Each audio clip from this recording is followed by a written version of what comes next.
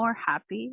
I feel, I feel like I was reflecting the other day on working with you, Mhm. and it feels like it's helped me like realign to my true purpose of like actually enjoying life because I feel like before I Oh, really wasn't. no, I It love just felt like I was just living to live, but now it's like, okay, I want to do something for myself. So with this, I feel more aligned with my true essence and letting go of all past. I feel I do carry a lot of what's the word? Mm, The word I just said. um mm, Grudges. Like letting go of grudges, I think mm. is a big piece of What is your biggest takeaway in our session today? biggest takeaway is fully surrendering in the process. Mm. Oh my God, that's the theme of this week.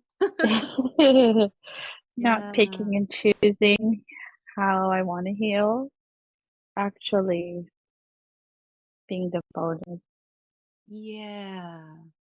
What is that part of you that you appreciate now that you've unlocked this highest self of yours? I would say my strength of being able to carry on and not let this affect me long term, no longer letting experiences Yeah. define me. How can we show up more tranquility this week?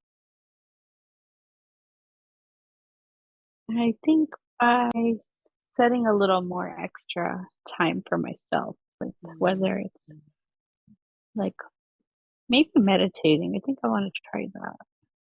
Having like actual time disconnected from the phone, absolutely. television. Unplug if you can to not be stimulated, but just have that sense of faith and practice to ground you. Once you start your tools, this is going to ground you even further. And I was like kind of stunned with myself because the words literally just popped up in my head, and I was like, "Is that my intuition or is that just me guessing?" Mm, mm.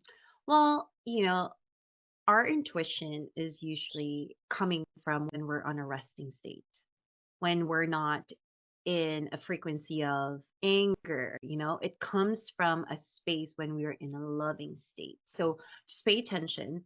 Like if anything that's coming up for you and you are in a fearful state, then that is your ego, right? But when you're in a loving state, your body is so relaxed and in tuned because when you're in tuned and when you're not fighting for yourself or fight or flight, you're hearing, you're listening, you're tuning in to your spirit.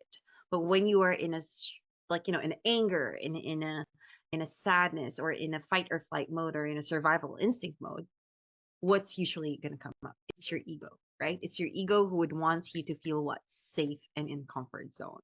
So that's how you want to identify those two, right? Your intuition thrives from a space of loving space, right? Intuition is it's not going to validate your desires if it's coming from a place of fear. It's the ego that's making it validated, right? When it's coming from a place of fear.